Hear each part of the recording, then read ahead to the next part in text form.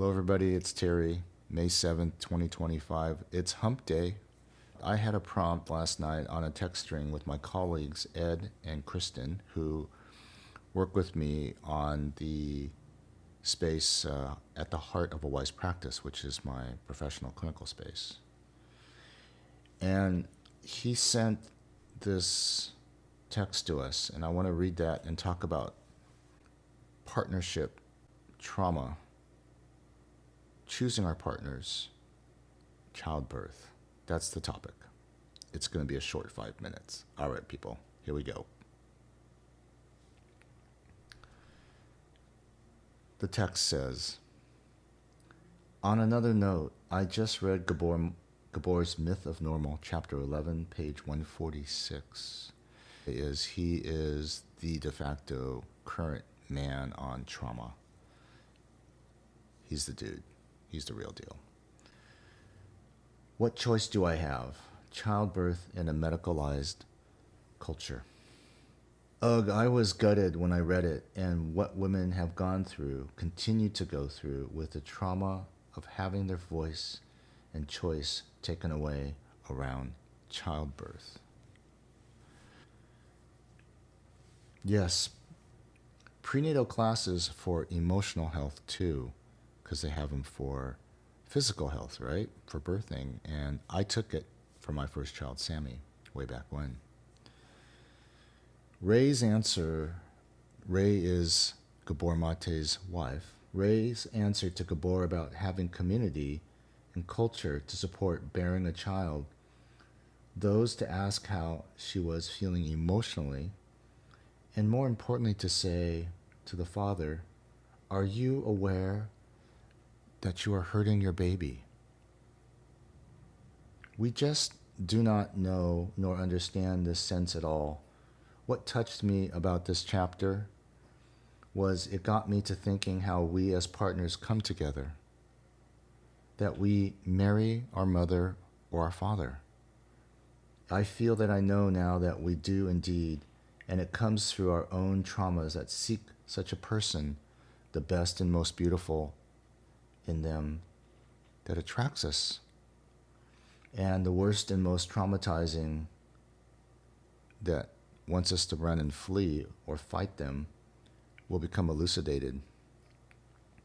I have been in deep reflection around this over the past few years and searching more and more about connection, about the needs, if not met, how to give it and receive it and let the rest go.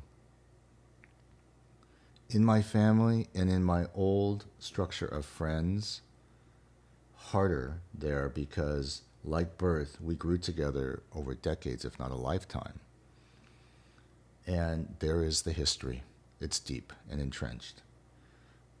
My new family, since the COVID era, this is not so much an issue as the trauma we have all faced collectively is a touchstone to emotional health from being shunned in society and smeared. Trauma is the root of all suffering, period. Nobody wants to be rejected. Everybody wants to belong. I know this is a right. It's not a privilege. We are supposed to be born in love. We are to be marinated in utero. We are to be growing in our most important years, wrapped around and bundled up to be cared for in safe arms. And if we have been rejected or abandoned, if we have not had justice for ourselves, if even those things that seem innocuous and that we don't get any praise for or to be seen for the things that we do naturally well, and those things get pushed aside or not seen at all, is another form of what I would consider to be a softer trauma. And in that development when we're kids, and growing over time, it becomes codified. And so this notion about choosing our mothers and our fathers in our partners rings true. If my father, my mother, and their mothers' mothers and fathers' fathers did not understand how they pointed out into the world and how they put trauma into the lives of their children, then how could we not take that in, be a part of our own flesh and fabric?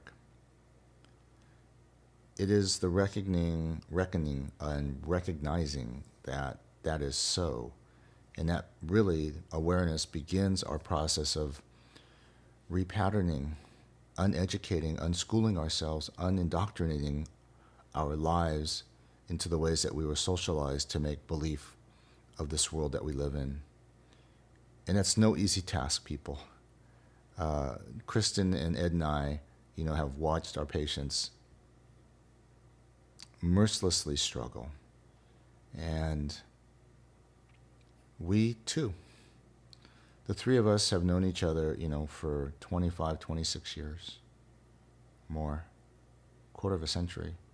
We have gone through everything together. Giving life, marriage, partnerships breaking up, death in the family, catastrophic living experiences, and yet we are still the three of us together.